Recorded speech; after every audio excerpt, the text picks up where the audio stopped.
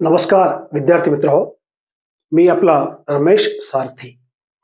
गोरा राजाचे grand pass English grammar क्लासमध्ये आपलं स्वागत आहे. मित्र हो, अगोदरच्या क्लासमध्ये आपण इंग्रजी किती सोपी आहे हे डेफिनेशनच्या माध्यमातून आपण शिकलेलो आहोत. तसेच नंतरच्या क्लासमध्ये आपण पार्ट्स ऑफ स्पीच शब्दांच्या जाती हे बेसिक शिकलेले आहोत. आणि आता या क्लासमध्ये आर्टिकल्स बेसिक अँड ॲडव्हान्स्ड, कारण का हे जे आर्टिकल्स आहे हे आर्टिकल्स खूप विद्यार्थ्यांना कन्फ्यूज होतात. कन्फ्यूज का होतात? कारण का आपल्याला याच्याबद्दल बेसिक फंडामेंटल मूळ जे आहे ते माहिती नसल्यामुळं कधी कधी हे आपल्याला गोंधळ होतो, कन्फ्यूज होतो किंवा चुकतो आपण. या क्लासमध्ये आर्टिकल्सचे उपयोग, ते कुठे वापरायचे, कुठे नाही वापरायचे आणि आर्टिकल्स किती आहेत हे आपण सर्व बघूया. आणि तत्पूर्वी विद्यार्थी मित्र, तुम्हाला मी नेहमी एक सल्ला देतोय, प्लीज राईट डाऊन. मी जे काही शिकवतोय ते लिहून घ्या. कारण का आता मी जेव्हा शिकवतो ते शिकवते वेळेस तुम्हाला खूप छान समजतोय, परंतु काही दिवसानंतर समजा, काही तासानंतर समजा पुन्हा तुम्ही विसरता. म्हणून मी आग्रहाने प्रत्येकाला म्हणतो, प्लीज राईट डाऊन. आणि तसेच जेव्हा मी शिकवते वेळेस तुम्हाला काही शंका असतील, डाऊट्स असतील, कृपया मला कॉमेंटद्वारे तुम्ही विचारू शकता. मी तुमचे शंकांचे, प्रश्नांचे निरसन अवश्य करणार आहे. सो तर आपण जाऊया थेट क्लासमध्ये. आर्टिकल्स. मित्र हो, आर्टिकल्सला मराठीमध्ये उपपदे असे म्हणतात. काय म्हणतात? उपपदे, आर्टिकल्स. हे उपपदे काय काम करतात मग बघूया आपण काय होतं. देर आर 3 आर्टिकल्स. उपपदे फक्त 3 आहेत मित्र हो. ए अँड द. आणि ते ए अँड द जे आहे, ए आणि अँड इनडिफिनिट आर्टिकल्स आहेत, अनिश्चित उपपद. ए आणि अँड म्हणजे त्याचा अर्थ होतो एक, कोणताही एक होतंय. आणि द जे आहे हे जे डेफिनेट आर्टिकल आहे, निश्चित उपपद आहे, त्याचा अर्थ होतो ते. निश्चित तेच असे अर्थ होतो बेटा. ते वाक्यांमध्ये कसे वापरायचं, काय उपयोग होतो आपण बघूया. So there are 3 articles, A and the and A and and indefinite articles. A आणि अँड काय बेटा? हे इनडिफिनिट आर्टिकल्स, अनिश्चित उपपदे आहेत. आणि द येऊन निश्चित उपपद, the definite articles. Please write down. A and अनिश्चित उपपद. ए आणि अँड काय यायचं मराठीमध्ये? इंग्लिशमध्ये इनडिफिनिट आर्टिकल्स आणि मराठीमध्ये अनिश्चित उपपदे. ए आणि अँड कोणते आहेत? ते अनिश्चित उपपदे. आणि द डेफिनेट आर्टिकल म्हणजे निश्चित उपपदे. आता बघूया बेटा, अनिश्चित उपपदे आणि निश्चित उपपद ह्याचे उपयोग काय होतात इथे आपण बघूया. फर्स्ट आपण ए चं बघूया. Indefinite article a, the uses of indefinite article a.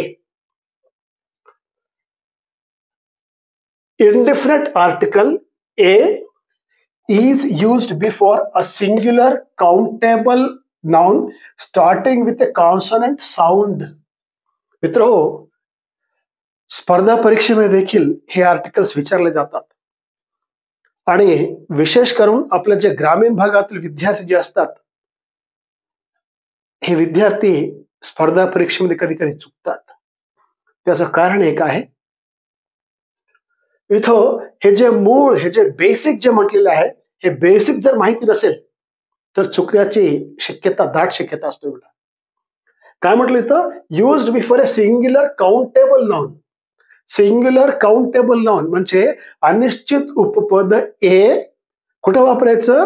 Singular countable म्हणजे जे नाव म्हणजे एकवचन आहे आणि मोजता येते. आणि तसेच कॉन्सोनंटचा उच्चाराने म्हणजे व्यंजनाच्या उच्चाराने सुरुवात होतोय, असे एकवचनी नामापुढे उपपद, अनिश्चित उपपद ए वापरतात.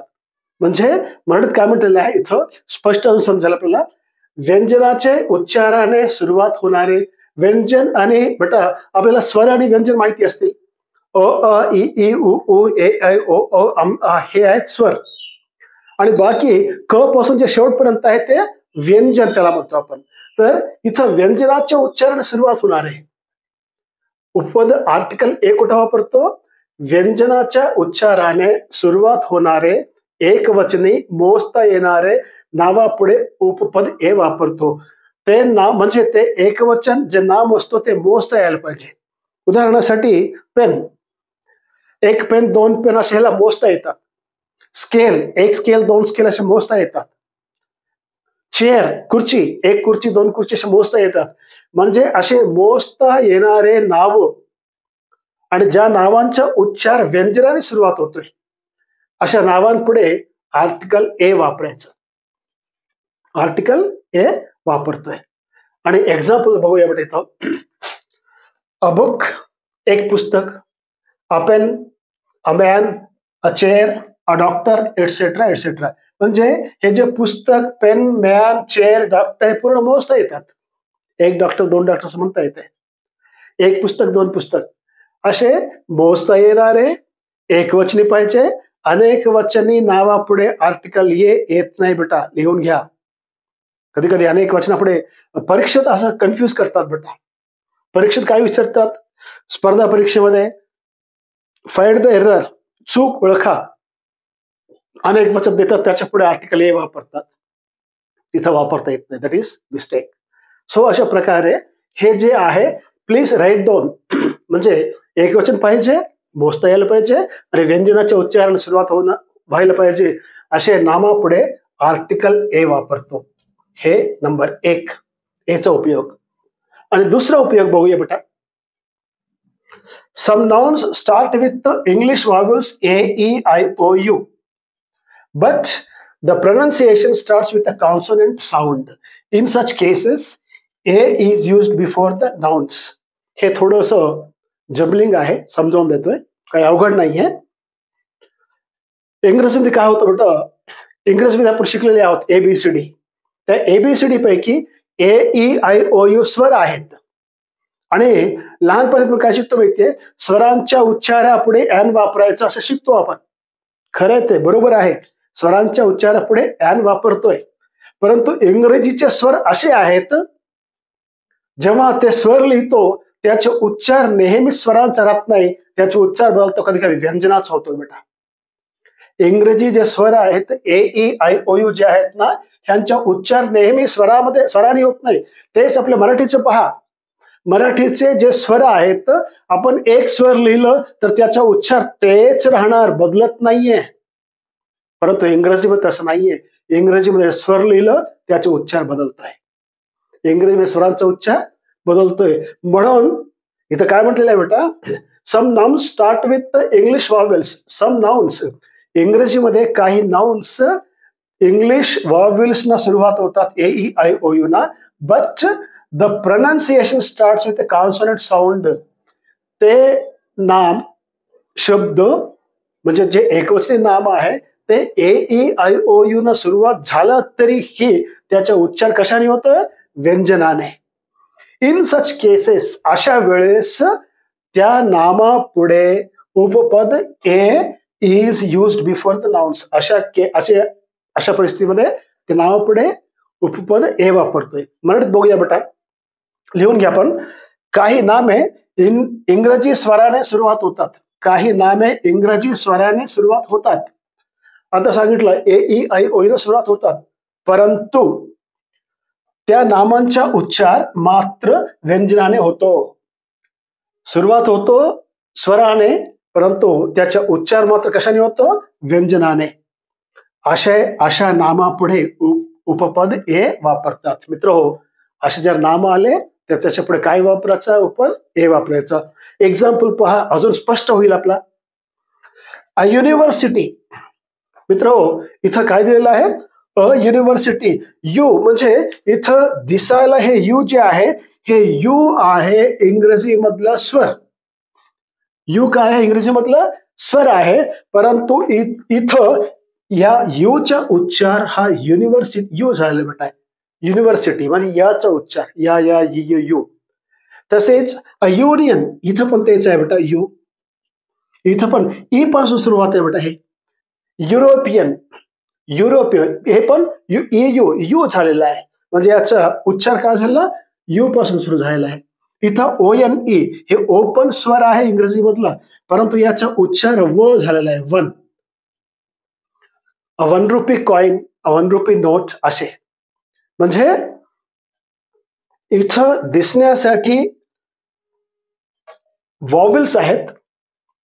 यू, ई, ओ हे वॉवेल्स आहेत इंग्लिशमध्ये. आणि जे आपले मित्र असतात ज्यांना हे बेसिक माहिती नसतोय, स्पर्धा परीक्षेमध्ये देखील ते चुकतात कधी कधी. हा यू दिसला ॲन लिहितात, ई दिसला ॲन लिहितात, ओ दिसला तरी ॲन लिहितात सुरुवातीला, परंतु ह्याच्या पुढे ॲन येत नाही मित्र. हे लिहून घ्या, हे लक्षात ठेवा. म्हणजे हे दिसायला वॉवेल्स असले तरीही त्याचा उच्चार वॉवेल्सने नाहीये. दिसायला स्वर आहे तरीही त्याचा उच्चार स्वरांचा नाहीये, उच्चार कशाचा आहे, व्यंजनाचा. सो मित्रहो, अशा प्रकारे हे जे आर्टिकल ए, अनिश्चित उपपद जे ए आहे ह्याचे हे उपयोग आहेत. आणि हे जे उपपदे आहेत, अनिश्चित उपपदे एकवचनी नामापुढे वापरतात.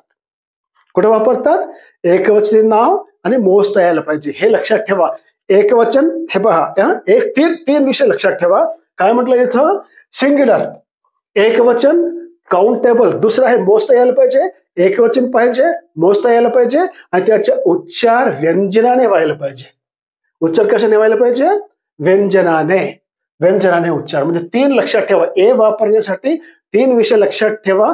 एकवचन मोजता यायला पाहिजे, उच्चार व्यंजनाचे पाहिजे, अशा नामापुढे डोळे बंद करून ए वापरायचा. सो मित्र, आशा करतो आपल्याला समजलेलं आहे. आणि लिहून घ्या बेटा. मी जेव्हा शिकवते वेळेस तुम्हाला लिहिता येत नसेल, म्हणजे स्पीडमध्ये लिहिता येत नसेल, तर व्हिडिओ पॉज करा, लिहून घ्या, पुन्हा ऐका. समजत नसेल तर पुन्हा ऐका. आणि शेवटी काहीतरी शंका असेल तर मला तुम्ही कॉमेंटमध्ये तुमच्या शंका लिहा, आणि मी अवश्य तुमच्या शंकाचं उत्तर देतो. समजा तुमच्या 10-20 मुलांचा प्रश्न एकच असेल, तर 10-20 मुलांना उत्तर देण्यापेक्षा तुमच्या 10-20 प्रश्नांचा एक व्हिडिओ बनवतोय, आणि त्या व्हिडिओच्या माध्यमातून तुमचे जे प्रश्न असतात, शंका असतात, त्याचं निरसन करतोय. सो फ्रेंड्स, इथं हा एचं इथं थांबूया. आणि नेक्स्ट आहे ॲन. हे या ॲनचे उपयोग काय असतात लगेच बघूया बेटा आपण. येस, आता आपण इनडिफिनिट आर्टिकल, अनिश्चित उपपद ॲन ह्याचे उपयोग बघूया बेटा. युजेस ऑफ आर्टिकल ॲन, हे जे अनिश्चित उपपद ॲन आहे त्याचे उपयोग बघूया. Indefinite article an is used before a singular countable noun starting with a vowel sound. एचं आणि ॲनचं उपयोग हे सारखेच दिसतात, फक्त फरक एवढंच आहे, हे ए आपण व्यंजनाच्या पुढे वापरलो आणि ॲन स्वरांच्या उच्चारापुढे वापरतो, एवढंच फरक आहे. बाकी एकवचन, सिंग्युलर आणि मोजता येणारे. काय म्हटलं इथं, स्वराचे उच्चाराने सुरुवात होणारे एकवचनी मोजता येणारे नावापुढे उपपद ॲन वापरतात. So article an is used before a singular countable noun starting with the vowel sound. फक्त इथं फरक काय दिसलं बेटा, वॉवेल साऊंड ना, वॉवेल उच्चारण जे सुरुवात होतोय, स्वरांचे उच्चाराने सुरुवात होणारे एकवचनी मोजता येणारे नावापुढे ॲन वापरतो. आलं लक्षात बेटा हे. म्हणजे इनडिफिनिट आर्टिकल ॲन जसं एचं आहे, ए फक्त व्यंजनापुढे आणि ॲन कुठे वापरायचं, स्वरांच्या उच्चारापुढे. ए व्यंजनाच्या उच्चारापुढे वापरतो, ॲन स्वरांच्या उच्चारापुढे वापरतो. आणि दोन्हीला नियम सारख्याच्यात सिंग्युलर पाहिजे, एकवचनी मोजता येणारे हे नावापुढे, आणि वॉवेल म्हणजे स्वरांचे उच्चार सुरुवात होणाऱ्याला ॲन असे वापरतो. एक्झाम्पल्स पहा बेटा, क्लिअर आहेत. एन ॲपल, एन एग, हे ॲपल, ए हे स्वर आहे बेटा इंग्लिशमध्ये. ई स्वर आहे, A, E, I, O, U आपल्याला माहिती आहे. आणि तसेच elephant, umbrella, an elephant, an umbrella, etcetera, इत्यादी इत्यादी. हे ए, ई, यू हे वॉवेल्स आहेत इंग्लिशमध्ये, आणि त्या वॉवेल्सचे उच्चार वॉवेलच व्हायले, स्वरांचे उच्चार स्वरच व्हायले, इथं बदलत नाहीये. म्हणून आपण काय वापरला, एन वापरला. हे एक. आणि दुसरा बघूया. Look at the second one. Some nouns start with English consonant. Some nouns start with English consonants. English consonants म्हणजे काही नामे इंग्रजीचे व्यंजनाने सुरुवात होतात. काही नामे कशाने सुरुवात होतात, इंग्रजीचे व्यंजनाने सुरुवात होतात. But the pronunciation starts with a vowel sound. ते नामे व्यंजनाने सुरुवात झाले तरीही त्याच्या उच्चार मात्र स्वरांचा होतोय. अशा वेळेस in such cases an is used before the nouns. अशा वेळेस त्या नामांपुढे उपपद एन वापरतोय. दिसायला व्यंजन आहे परंतु त्याचा उच्चार स्वराचा आहे. काही नामे इंग्रजी व्यंजनाने सुरुवात होतात परंतु त्या नामांचा उच्चार मात्र स्वराने होतो. अशा नामापुढे उपपद एन वापरतात. Please write down. लिहून घ्या बेटा. लिहिलेले तुम्हाला हे छान समजतात, नेहमी तुमच्या डोळ्यासमोर असतात. मग इथं एक्झाम्पल्स बघूया बेटा. N honest man. इथं ऑनेस्ट मॅन मध्ये जे पहिलं अक्षर आहे एच. एच आहे. H that is consonant in English. इंग्रजीमध्ये त्याला काय म्हणतो आपण, कॉन्सोनंट म्हणतो. ए ई आय ओ यू स्वर आहेत 5, बाकीचे व्यंजन आहेत. तर इथं एच बेटा व्यंजनापैकी मोडतो, व्यंजनापैकी आहे परंतु त्याचे उच्चार काय होतं, आ पासून व्हायला. ऑनेस्ट. An honest. ऑनेस्ट आ पासून व्हायले. An honest man. An hour हे इथं पण एच ह्याचं जे उच्चार आहे आपासून व्हायले. इथं an M L A. M L A आमदार जे म्हणतो ना बेटा, एन एम एल ए. इथं दिसायला एम आहे परंतु याचा उच्चार कशाने व्हायला माहितीये, एम. ए पासून व्हायले. ए म्हणजे स्वर आहे बेटा.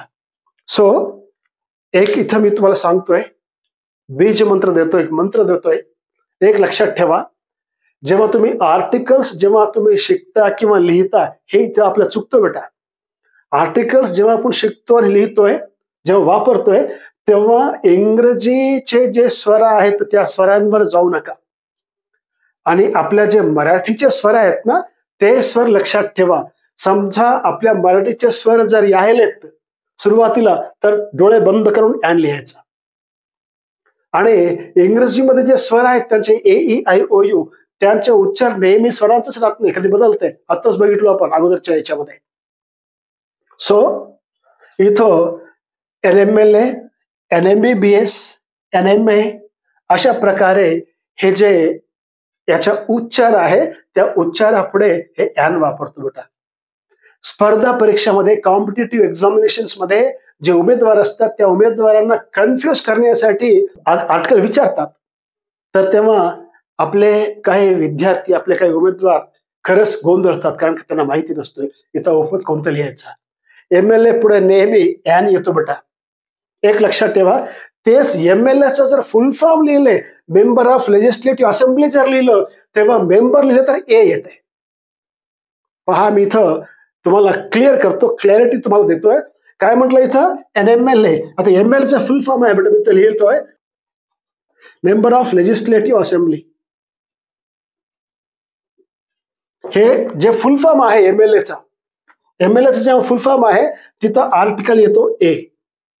कोणता आर्टिकल येतो, ए. कारण का इथं एम मेंबरचा हे जे सुरुवात आहे म पासून आहे बेटा. इथं सुरुवात कुठून आहे, म पासून आहे. म्हणून असं जर विचारले तर ए लिहायचं आणि असं जर विचारले तर एन लिहायचं. आहे लक्षात. So this is the difference. So here we do mistakes. अशा वेळेस आपण काही चुकतोय बेटा. म्हणजे कन्फ्युज करण्यासाठी मेंबर ऑफ असेंब्ली मध्ये लिहितात तेव्हा ए लिहायचं. इथं देखील MBBS, N MBBS, N MBBS. इथं जर मेडिसिन जर जेव्हा लिहितो तेव्हा एस लिहायचा, एन नाही लिहायचा.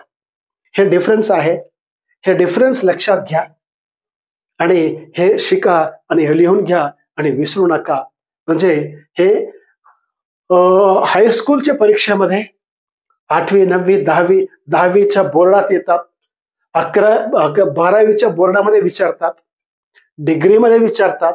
आणि तेवढंच नव्हे, तुम्ही जेवढे काही स्पर्धा परीक्षा लिहिता, तलाठी असो, बँकेचं असो, किंवा MPSCचे किंवा UPSCचे कुठले प्रश्न असो बेटा, जेवढे UPSCचे जेवढे मोठे परीक्षा तेवढे अवघड प्रश्न, जेवढे छोटे परीक्षा तेवढे सोपे प्रश्न. म्हणजे आर्टिकलचे प्रश्न सोपे विचारता येते आणि अवघडही विचारता येते. जसे जसे स्टँडर्ड वाढतोय तसे तसे प्रश्नांचे देखील स्टँडर्ड वाढतोय बेटा. सो आशा करतोय तुम्हाला समजलं असेल. आता हे राईट डाऊन. अशा प्रकारे ए आणि ॲन कुठं वापरायचं आपण हे शिकलेले आहोत. आणि आपल्या पुढच्या क्लासमध्ये uses of definite article the, ह्या दाचे उपयोग काय ते आपण बघूया. आणि त्यानंतरचे क्लासमध्ये हे आर्टिकल्स कुठे वापरायचं आणि कुठे वापरू नाहीये हे देखील आपण शिकूया बेटा. तोपर्यंत अभ्यास करीत राहा, वाचत राहा. Take care. All the best.